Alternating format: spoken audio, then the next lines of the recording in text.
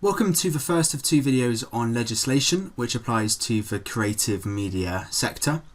Thankfully for me, as a non-lawyer, you do not have to know this in forensic detail, which is also good for you, as you are also not a lawyer, yet at least, but you do need to understand what laws apply and how they can apply to various activities in this area, such as sourcing some assets to use in your products. So I said legislation, which is how the exam board will refer to it. Legislation is just a law, essentially a law which has been passed through Parliament and so has been voted on by our MPs. And maybe stating the obvious a bit, but if you're not going to comply with any current laws, that can lead to various punishments, which include fines which can be fairly low or can be quite high if you are a company in particular, lawsuits, which are sort of civil matters where you can get sued in court, or even prison sentences if it is a very serious case. We have looked at one law already, the Health and Safety at Work Act, by talking about how health and safety regulations make sure that there is a responsibility on employers to make sure their employees are safe. And if an employee does get hurt, there can be very large fines or settlements in private lawsuits. And if someone died in an extreme case scenario, there might be manslaughter charges as well. On a slightly less dramatic note, the actual law we're looking at in this video is the Copyright Designs and Patents Act of 1988. So it's quite a while ago this act was passed through Parliament. And this law is designed to protect what we call intellectual property, shortened to IP, from being stolen. So what do we mean by intellectual property? Well, these are creations of the mind, which is a sort of fairly wishy-washy legal term, which I imagine is hard to argue in court. But things like the articles in magazines, digital art which is created, films, songs, software, etc. All things which are quite hard to protect because ultimately they are intangible. You can't touch them. You can touch a physical magazine and you could steal a physical magazine, but you could just rewrite an article in the magazine or reword it and publish it in another magazine, and that would be illegal according to the CDPA Act. So I mentioned a word in the title of this video, an asset. So an asset is a graphic, sound, video, animation, or whatever digital product you are thinking about, which is used in another digital media product. So when you are, like I have here with my Health and Safety at Work Act sign, use someone else's work essentially in my media product, in this case a video, I've got to be careful about where I get this from. And I'm not always the most careful, I admit. But you know, especially if you are submitting it as your assignment in another unit, you've got to be very careful because these are all examples of intellectual property. Someone owns those resources, or someone created them certainly, and so they do fall under this law. And misusing this IP would be considered as theft.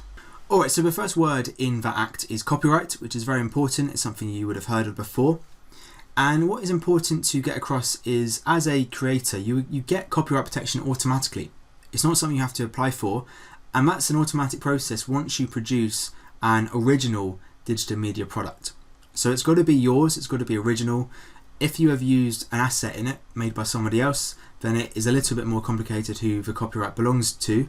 If you've followed the law, which we'll talk about in a second, then the copyright will belong to you, but you'd have to acknowledge the other person as well. But if it is your own work, you would perhaps acknowledge this automatic protection with the copyright symbol to show that you are asserting the copyright, and often alongside this there'll be your name or your organisation's name and also the date of creation, often just the year of creation really. You don't have to do this. If you don't show the symbol, you still have legal rights, but it's useful in order to help people trace who the copyright does belong to. And having this copyright prevents other people copying or giving away or selling your work without your permission. So once you create your own product, this copyright, which is given to you by the government, prevents anyone else doing this without you having given permission for them to use your work, using your asset in other words. So the main thing is permission.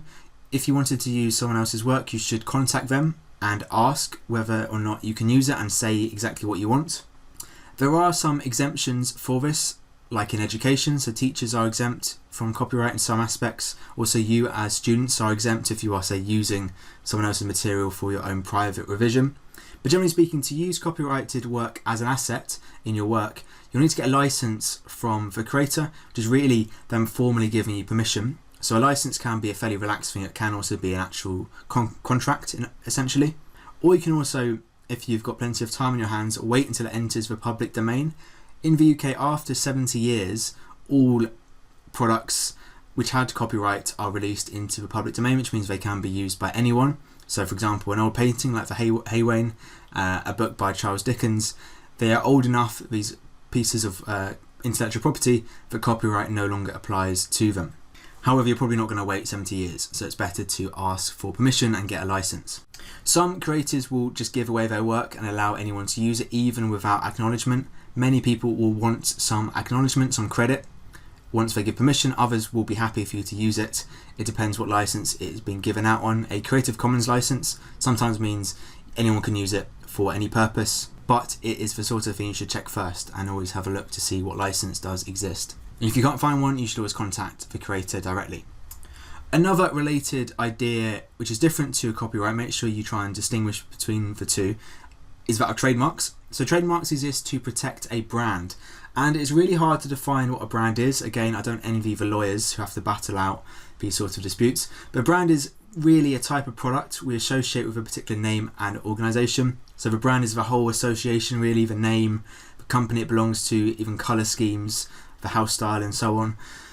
And the trademark symbol, which is usually written as a TM, a subscript or superscript I should say, after a word, and this symbol shows that the brand is the organisation's original IP. So a bit like how the copyright symbol can just be added without anyone giving you permission to add it, you can add a trademark symbol to show you own or you are asserting your rights for that brand.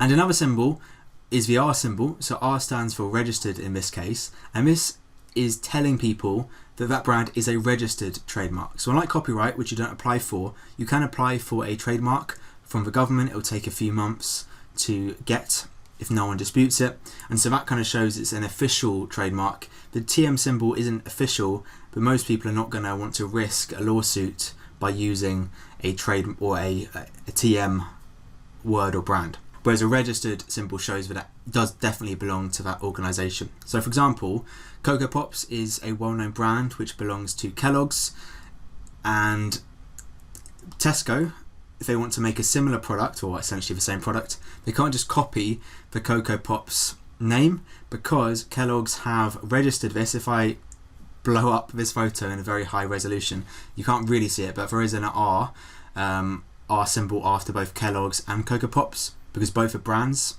and Kellogg's have gone through the process of registering this trademark as not just an informal one, and it means that Tesco can't just copy it, otherwise they'll be in breach of the Copyright Designs and Patents Act.